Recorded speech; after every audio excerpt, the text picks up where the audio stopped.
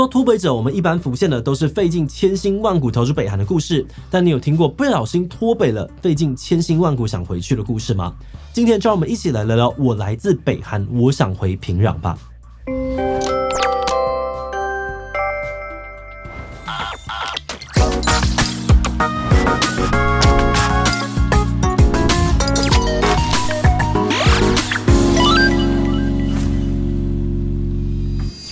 Hello， 大家好，我是志奇。来自北韩的金莲熙呢，原本是一个平凡的中年妇女，她跟先生一起生活在平壤，夫妻俩呢育有一个宝贝女儿，家人之间的感情非常的好。不巧的是，在2010年左右，金莲熙因为肝性腹水住院半年，始终没有办法痊愈。后来她想到中国的医疗资源比北韩更好，自己在那边也有亲戚，决定前往中国求医，但最后却误打误撞成为脱北者，在南韩定居。多年来，金莲熙试过各种让人瞠目结舌的方法，就是想要逃出南韩，回到北韩的平壤。这段非常特别的故事，当时受到了广大的关注，后来也被拍成了纪录片《我来自北韩，我想回平壤》。那今天我们就想要顺着这部纪录片呢，一起来看看金莲熙到底是怎么脱北的，他试过哪些方法回家，最后有成功回去吗？不过在开始今天的讨论之前呢，先让我们进一段工商服务时间。身为行销计划，你常常说不出广告图销售业哪边怪吗？或者身为设计师，却老是要通灵才能够猜到客户要什么吗？快来试试 Ryan 老师开设的线上课程吧。Ryan Ho 老师呢，在电商圈拥有10年的实战经验，透过行销跟设计的双重视角，带你掌握行销人的说故事逻辑，以及设计师最拿手的视觉暗示原理，教你做出让消费者一看就懂、一眼心动的行销素材。课程还会利用4大优化逻辑，分析超过15种的业界案例，让你清楚知道自己想要什么以及应该要怎么干。现在这堂课程呢，在 Press Play 超早鸟募资，限时56折，输入优惠码 Shasha200还能够再省200元。赶快点击资讯栏的链接，查看更完整的介绍吧。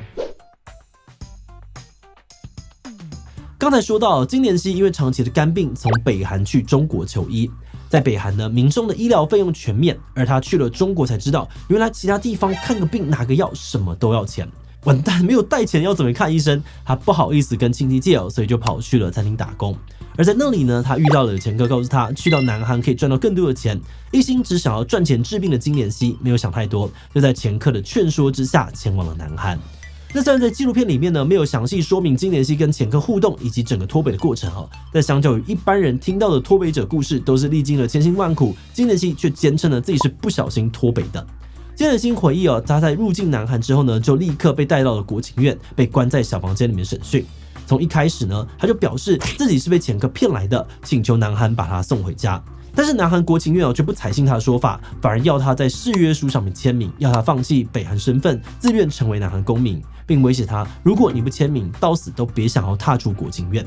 当时金莲熙担心哦，要是他真的死在南韩，家人会找不到他，只好硬着头皮签名，并心想着在离开国情院之后呢，他要赶快回北韩跟家人团聚。但可惜的是，在他签下誓约书，自愿成为南韩公民的那一刻，回北韩几乎就变成了不可能的任务。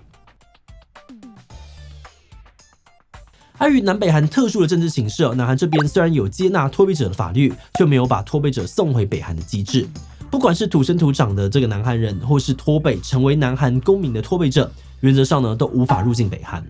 为了回家，金莲熙一开始就向南韩国情院求情，但被拒绝了。后来他想说，不然我先出国，比如跑到中国之类的地方，然后再想办法就近回北韩。于是他就跑去申请护照，但是他的护照申请也被南韩拒绝了。对方回复说，因为你从一开始就说想要回北韩，所以没有权利申请护照。接着金莲熙就想说，不然就偷渡好了，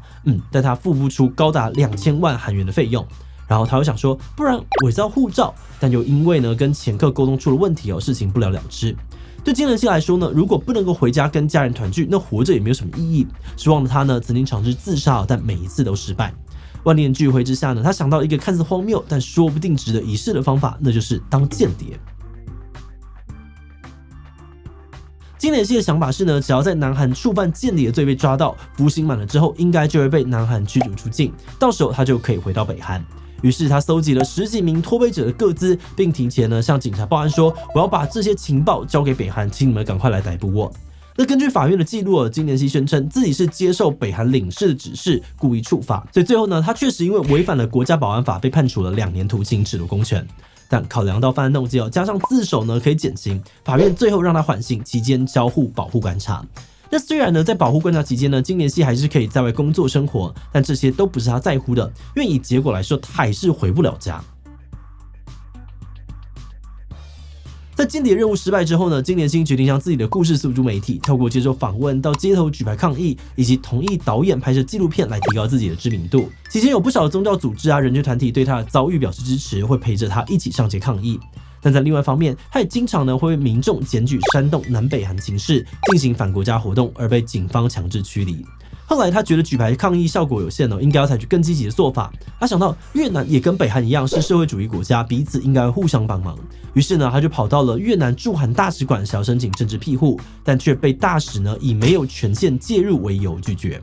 2017年，南韩举办女子冰球世锦赛，当时难得有北韩选手可以入境南韩来比赛，所以金莲熙呢也跑去了现场，希望能够接触到家乡同胞。但可惜的是，在保全还有警察的人墙阻止之下呢，他完全没有办法靠近北韩队。直到2018年的4月，南北韩高峰会，北韩领导人金正恩跟时任南韩总统文在寅在板门店会面时呢，他才终于看到了一线希望。2018年，随着南北韩的关系好转双方政府也着手规划南北离散家族重聚的活动，促进两边民众交流。也就是那一年金莲熙终于申请到了南韩护照，有机会出国。他当时的计划是怎么来就怎么回去，先前往中国，再找方法回去北韩。但为了回家呢，他还特地的从南韩买入了许多电器要给家人当礼物。另外，他也帮女儿买了珠宝首饰，说是要跟女儿赔罪。毕竟这么多年来他人都在南韩，错过了陪伴女儿长大的时光。不过让人失望的是，护照拿是拿到了，但他接下来几个月收到的就是每个月都会寄来的限制出境通知书。南韩当局呢，以他的案件还在审理为由，拒绝让他出境。一直到纪录片上映的2019年，金莲熙依然没有回家。金莲熙的故事呢，在被媒体广泛报道之后，虽然有部分的南韩民众支持金莲熙想要回北韩的心意，但也有许多人对他的行为表达不满。批评者认为他来到了自由民主的南韩，却还是一直宣扬独裁的北韩，实在很可耻。如果不想要待在南韩，当初又干嘛过来，让他浪费南韩的社会资源等等。而当时呢，跟他一起脱北的人，虽然可以理解金莲熙思念家乡的心情，但在两国的特殊情势之下，不少人都劝他赶快放弃回家的想法，不然最后痛苦的还是自己。而据南韩统一部呢的回复，则是金莲熙当初来到韩国呢是出于个人的意愿，也确实签下了誓约书，成为了南韩人，因此不存在非自愿脱北的情况。再加上目前没有法源可以将国民送往北韩，所以无法提供协助。另外一方面呢，北韩那边的报道呢，则是指责南韩政府强行带走他们的国民。最后，金莲熙在平壤的家人虽然非常想念他，却也无能为力。纪录片当中呢，他们只能够偶尔透过网络跟远在南韩的金莲熙联络。但其实就理论上面呢，南北韩民众之间是无法通话、通信件的。纪录片导演呢，在受访时也坦诚，这项行为是被禁止的。金莲熙之所以能跟家人通话，是因为当时导演刚好有非南韩籍的侨胞朋友人在北韩，找到金莲熙的家人，才意外促成了联络。当初看到片名《我来自北韩，我想回平壤》的时候，我们脑中出现了很多的问号，因为就自由世界的视角呢，能够离开北韩的人，应该没有人想要回去吧。但是在看过纪录片之后呢，我们觉得或许对于金莲熙而言呢，独裁或民主其实都是次要的，他要的只是能够跟家人一起生活。金莲熙曾经说过，不管别人怎么骂北韩，在那片土地上面呢，有他的父母、老公跟最爱的女儿，大家都等着他回家。想要回家呢，真的不需要什么理由。另外呢，导演也说，这部影片并不是想要比较国家体制的好坏，而是希望大家暂时的抛开各种既定的印象，试着同理金莲熙的经历。那我们觉得以这个目标来说呢，这支纪录片拍得非常的成功，它能够入围各大影展真的是实至名归，非常推荐大家去找来看。那我们看完之后呢，也突然想到，就算是其他一心向往南韩的脱北者顺利抵达南韩之后，可能也会像金莲熙一样想念自己的家人或故乡。而根据我们查到的资料，自从韩战之后呢，南北韩长期处于分段状态，民众之间无法自由的往来。即使是刚才提到，当南北韩关系好转之后，两边政府会联合举办南北离散家族重聚，但是这种活动呢，也只是在期间内让少数被选中的家属在特定地方短暂会面而已。就目前来说，根据南韩的国家保安法，南韩公民前往北韩是违法行为，而对于整个国家来说，要因为单一个案就修改可能涉及国安的法律，其实风险也很高。所以我们猜测，短期内呢，金莲熙恐怕还是很难透过正当的管道回家。但就像刚刚说的，在纪录片当中，我们看到他努力又无助的样子，不自觉的也默默期盼，希望在未来的某一天，金莲熙可以跟家人团聚。那如果真的没有办法，也祝福他能够找到让自己再次开心起来的方法。好的，那么今天的最后呢，想来问大家，如果你是金莲希你会像他一样不顾一切的努力回北韩吗？会哦，虽然北韩的生活辛苦，但能够跟家人在一起就是最幸福的事。不会哦，我会认清现实，慢慢的调试心情，在南韩展开新的生活。其实不知道，觉得这个情景太两难了。听其他留言分享你的想法吧。最后，如果你喜欢今天的影片，欢迎分享出去，让更多人知道金莲希的故事。此外呢，也可以点击这个地方看脱北女孩朴妍美以及金正恩放弃统一南韩。那么今天的这期就到这边告一段落，我们就明晚再见喽。